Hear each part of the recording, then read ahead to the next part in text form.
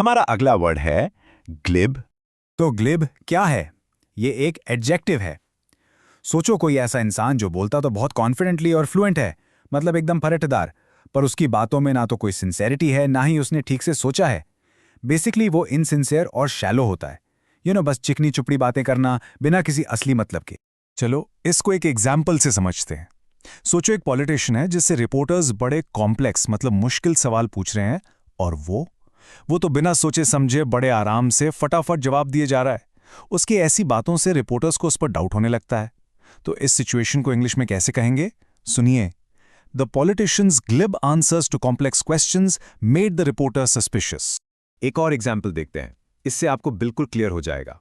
मान लीजिए आपका कोई दोस्त है जो हमेशा लेट आता है और हर बार उसके पास एक नया रेडीमेड बहाना होता है जो सुनने में तो ठीक लगता है, पर आप जानते हैं कि वो झूठ बोल रहा है। A very smooth excuse. तो आप उसके इन ग्लिब एक्सक्यूजेस से थक गए हैं। सेंटेंस देखिए, she was tired of his glib excuses for being let all the time.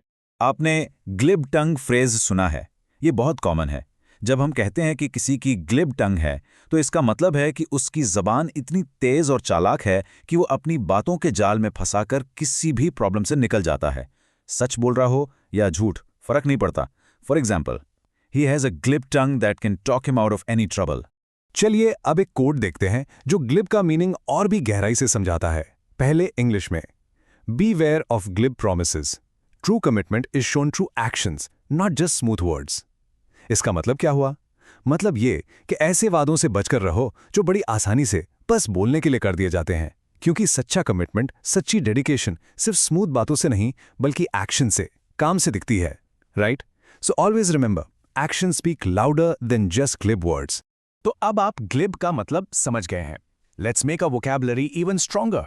देखते हैं इसके कुछ सिनोनिम्स यानी सेम मीनिंग वाले वर्ड्स, जैसे कि स्लिक, स्मूथ टॉकिंग और इनसिंसियर। इन सब का मतलब लगभग वही है।